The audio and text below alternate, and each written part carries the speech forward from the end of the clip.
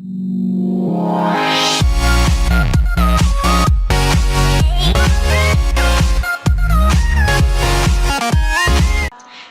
রে, আল্লাহর নবী কেমন করে ভালোবাসতে হবে আমি আপনাদেরকে বিষয়ে একটি কথা বলবো।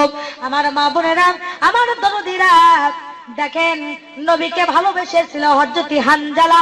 বাসর ঘরে আল্লাহর প্রেমে হানজালা পাগল হয়ে গিয়েছিল। জোরে বলেন কথা ঠিক কিনা? আমার মা বোনেরা, হযরত হানজালা নতুন বিয়ে করে এনেছে, বাসর করেছে, ফরজ গোসল দেবে এমন সময়, আমার মা বোনেরা, ফরজ গোসল দেবে এমন সময় হানজালার কানে ভেসে আসে যে মুহাম্মদ সাল্লাল্লাহু আলাইহি সাল্লাম আর দুনিয়ার বুকে বেঁচে নাই। পরনের লুঙ্গি হাতে করে বিবির ঘরে ফিরে যায়, যা বলে, বিবি রে, তুমি আমাকে বিদায় করে দাও, আমি মনে হয় তোমার ঘরে আর ফিরে আসতে পারবো না। বিবি বলতেছে, স্বামী গো, আপনার উপর গোসল ফরজ হয়ে গেছে, আপনি এমন অবস্থাতে কোথায় যাবেন? তখন বলছে, বিবি রে, কার জন্য আমি গোসল করব? যে নবীর জন্য পবিত্র খবরে, ওই নবী যদি দুনিয়াতে না থাকে, কার জন্য আমি গোসল করব? ওগো বিবি, হাতে তরবারি তুলে দাও, আমি যাব নবীর মহব্বতে জিহাদের ময়দানে। আমার মাজান, সেই হানজালা উহুদের ময়দানে আমার মাজান হাতে তরবারি করে লিয়া বিবি বলতেছে, স্বামী গো, গোসল করে যান, গোসল তো আপনার উপর ফরজ হয়ে গেছে। বলে, বিবি রে, আমার উপর গোসল যেমন ফরজ হয়ে গেছে, তার চাইতে ইসলামে আন্দোলন করার জন্য, নবীর জীবন রক্ষা করার জন্য আন্দোলন করা ফরজ গোসলের চাইতে আমার উপর বেশি জরুরি হয়ে গেছে। আমার মা বোনেরা, নাপাক শরীর অবস্থায় হযরত হানজালা উহুদের দিকে চলতেছে। উহুদের ময়দানে যাইয়া কাফের বেঈমানের সাথে লড়াই করে, যুদ্ধ করে হযরত হানজালা আর আগাইতে পারলেন না। মা বোন আমার, কাফের বেঈমানের হাতে হানজালা শহীদ হয়ে গেল।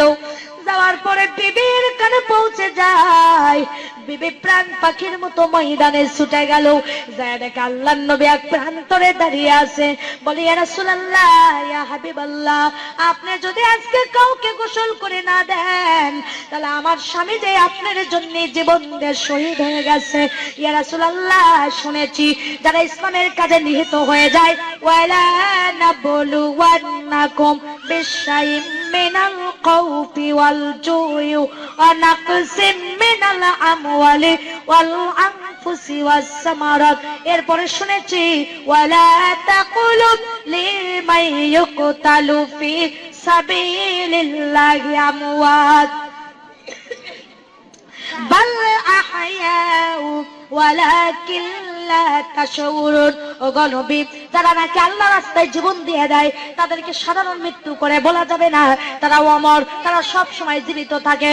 আর আল্লাহর জন্য, রাসূলের জন্য, কুরআনুল কারীমের জন্য সত্য মনে করে যারা জীবন দেয়, তারা হচ্ছে শহীদ। যারা বলেন তাদের নাম কি?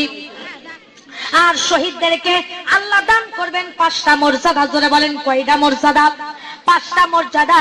1 নম্বর, শহীদেরা যখন মারা যাবে গো, শহীদদের জানটা আজরাইল কবজ করবে না, শহীদদের জানটা স্বয়ং আল্লাহ রব্বুল আলামিন কবজ করবেন। জোরে বলেন সুবহানাল্লাহ।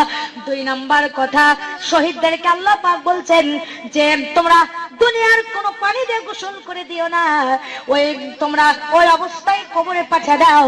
3 নম্বর কথা, শহীদদেরকে যে পোশাক পরে থাকবে, ওই রক্ত মাখা জামেলিয়া কবরে দিয়ে দাও। আর 4 নম্বর কথা, আমার মাদান, আল্লাহ পাক বলছেন শহীদেরা যে জান্নাতে যাবে, এই দরজাটাই হচ্ছে কবর। শহীদদের কোনো সওয়াল জবাব হবে না।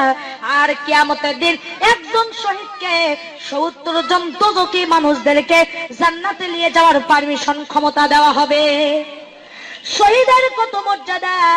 তখন হানজালার বিবি বলতাছে, ইয়া রাসূলুল্লাহ, কাউকে যদি গোসল করে না দেন, আমার স্বামীকে গোসল করে দেওয়া লাগবে। তার কারণ আছে, আমার সঙ্গে মিলামেশা করেছে, তার উপর গোসল ফরজ ছিল, কিন্তু ফরজ গোসল বাদ দিয়ে ইসলামের মহব্বত আমার স্বামী এই ময়দানে এসে জীবনটা দিয়েছে। আল্লাহর নবী সাহাবীদেরকে ডাক দিয়ে বলে, সাহাবীরা রে, হানজালার লাশখানা কোথায় আছে তোমরা খোঁজো। গোটা উহুদের ময়দান খোঁজে, হানজালার লাশখানা কোথাও নাই। আমার মাজান খুঁজতে খুঁজতে হয়রান হয়ে যাওয়ার পর আসমান থেকে ইলহামের মাধ্যমে জবান চলে আসলো, ও গো নবীজি আসমানের দিকে তাকাও। আসমানের দিকে তাকায়া দেখে হানজালার চুলের গোড়া দিয়ে কাঁচা পানি টপ টপ করে আল্লাহর জমিনে পড়ে যাচ্ছে। জোরে বলেন সুবহানাল্লাহ। তখন নবী আমার অবাক মেরে গেছে। আমার আল্লাহ পাক বলতেছে, নবী গো তোমাকে যারা ভালোবাসে তারা যেন আমাকেই ভালোবাসে, যারা যারা তোমার আনুগত্য করে তারা যেন আমার আনুগত্য করে। যে হানজালা বাসর করে তোমার প্রেমে ইসলামের প্রেমে পাগল হয়ে আসে, জীবন খানা দিয়ে দিয়েছে, আমি রব্বুল আলামিন ফেরেশতাদের মাধ্যম দিয়ে সপ্তম আসমানে নিয়ে আসে, আমি রব্বুল আলামিন আরশ আজিমে নিয়ে আসে, আমি রব্বুল আলামিন নূরের ফেরেশতা দিয়ে হাউজে কাউসারের পানি দিয়ে হানজালাকে গোসল করে দিয়েছি।